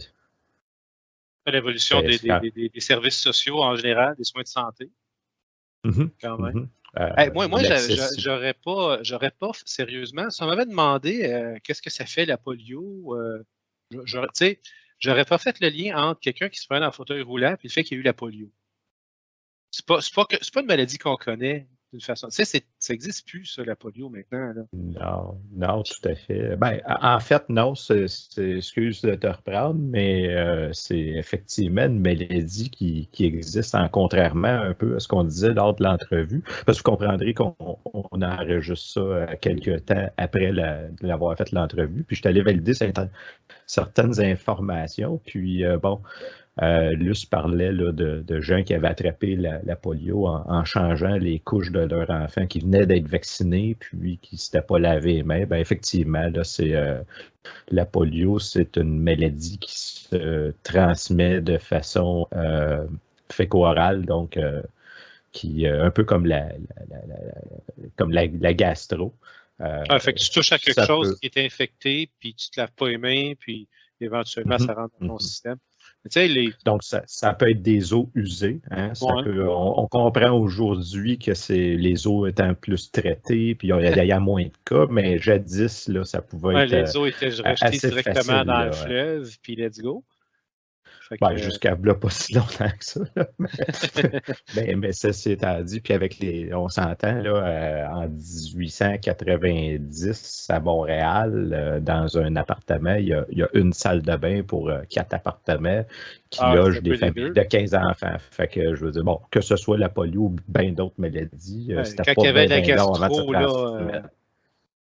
C'était pas long qu'il y avait 40 cas, là.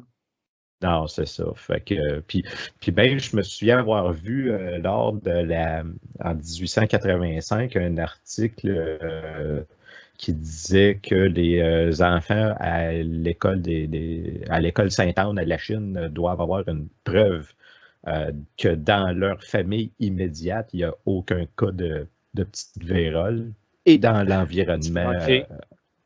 Un peu un ancêtre du passeport sanitaire. Oui, mais c'est ça.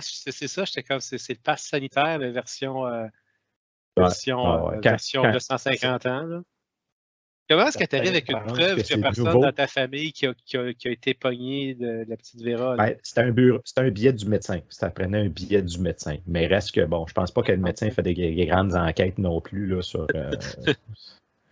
Il faisait la tournée, il regardait un peu, puis il fait donner un paquet de billets dans le village, puis let's go, puis je sais pas. C'est sûr que ça n'avait pas l'efficacité là, de ce qu'on a aujourd'hui. Mais ceci étant dit, aussi, il y a Luce qui nous parlait de son cas à elle, de polio. Puis moi, ben, j'ai été faire un petit peu de recherche, puis j'ai trouvé un article dans la Patrie du 18 août 1954. On parle ici de l'épidémie de polio au Lac-Saint-Jean.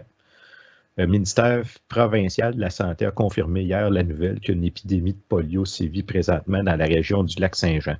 Elle aurait jusqu'à aujourd'hui frappé une trentaine d'enfants et fait 2 victimes. Puis là, vous voyez ici, le fonctionnaire qui s'est rendu sur les lieux pour faire enquête a qualifié l'épidémie de bénigne et il ne croit pas qu'elle fasse d'autres victimes. On a également confirmé qu'il y a des cas de polio à Arvida, Chicoutimi et Dolbeau. Mais il souligne qu'il n'y a pas lieu de s'alarmer. Ouais, un an plus tard, c'est ça. Un an plus tard, le 13 avril 1955, la province entreprendra une campagne d'immunisation contre la poliomyélite.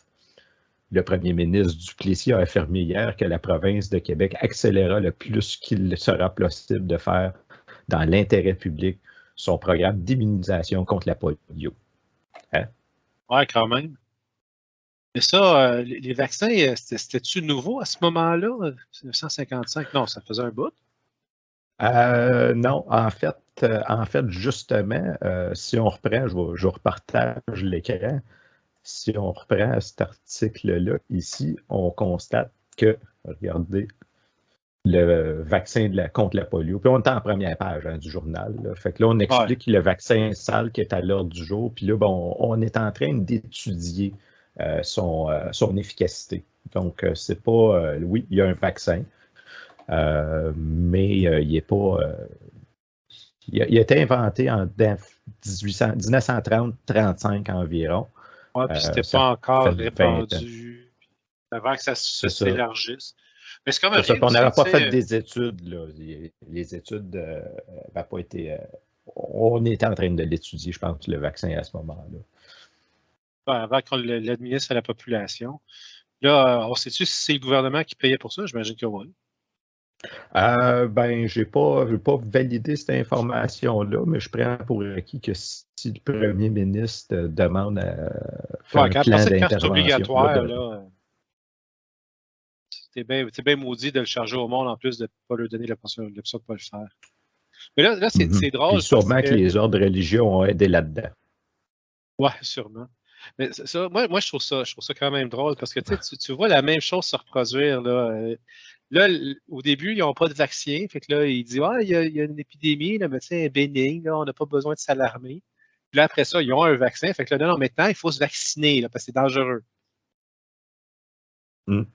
Ah, ça, l'histoire a tendance à se répéter. Hein? On a pu voir dernièrement. C'est comme un post que je mettais sur Facebook cette semaine. Là, qu'il y en a qui me disent pourquoi tu tripes sur l'histoire tant que ça?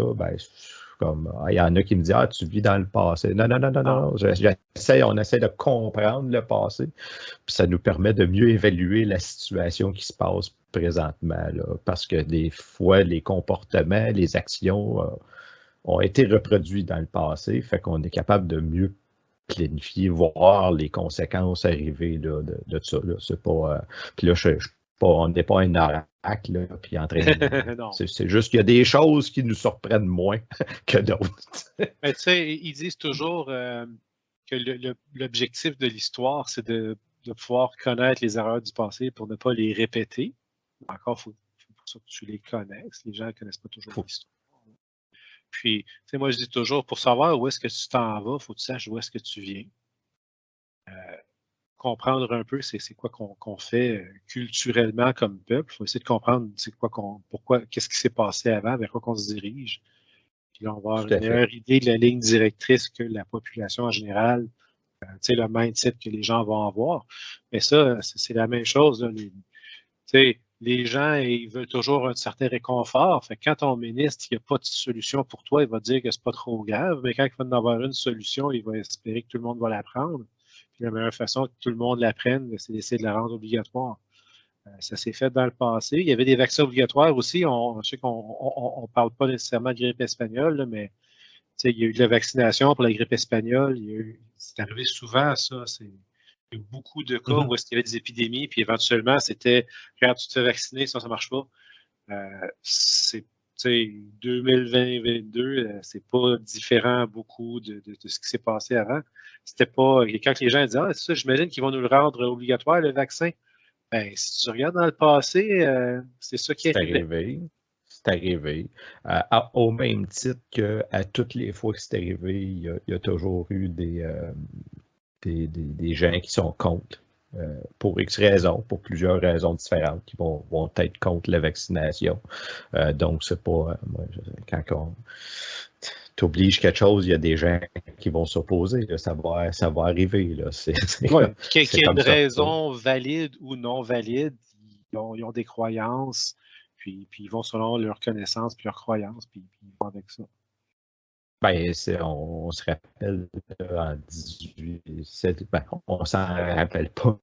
1885, les manifestants à mort pour ne pas se faire vacciner, puis les Canadiens français. Puis les Canadiens français trouvaient ça curieux qu'ils appognaient plus que les Canadiens anglais, mais bon, les Canadiens anglais étaient en pourcentage aussi plus vaccinés. Puis l'autre chose, c'est la densité de population. Là. Je veux dire, les Canadiens anglais qui restaient dans Westmount, dans un château avec 2 enfants, c'est pas pareil comme que j'expliquais tantôt là, dans des... Parce que tu as un cadre 4, 5 et demi de 15 enfants, puis une toilette communautaire, une salle de bain communautaire pour tout ce monde-là, la maladie va se propager bien plus vite. Là, mais quand 1885, ça, 1885, c'était-tu à ce moment-là où ce que l'évêque, pour encourager les Canadiens français à se faire vacciner, qui se faisaient vacciner publiquement, puis s'est fait vacciner 2-3 fois? Il me semble que ça me dit quelque chose. Je n'ai pas mémoire. Mais moi, il me semble qu'à un moment donné, le clergé s'en était. C'est ça. Bon, on va aller donner l'exemple. Hein? On l'a vu aussi dernièrement, quand le premier ministre s'en vient à la télé, puis il a dit je vais montrer l'exemple, je vais le faire, ou le ministre de la Santé. Ben ça non plus. C'est pas nouveau comme comportement là, pour faire acheter une idée à la population. Là. Ben, je pense qu'on n'a pas fait le tour du sujet parce que je pense pas qu'on va pouvoir faire le tour. C'est un sujet qui est tellement vaste. Puis s'il y a des sujets qui ont émergé de cette émission-là, que vous aimeriez en entendre un peu plus parler, que ce soit la grippe espagnole ou toute autre maladie qu'il y a eu au Québec, épidémie, ou que ce soit carrément juste sur l'évolution des soins de santé. Moi, j'aimerais bien avoir un jour quelqu'un qui pourrait nous expliquer justement l'évolution du travail de sage-femme au Québec. Ça serait bon, mais je pense pas que ça serait à moi ou à Yann là, de vous livrer cette expertise-là, puisque on n'a pas, comprendrez qu'on n'a pas... Puis on n'a pas non plus vécu un accouchement nous-mêmes. Donc, je pense que si jamais il y a quelqu'un que ça intéresse, ou tout autre sujet qui pourrait émerger, qui veut donner une idée, ou veut juste nous l'écrire en commentaire ou communiquer avec nous. Alors là-dessus, Yann, je te souhaite une excellente journée. Merci de ta participation aujourd'hui.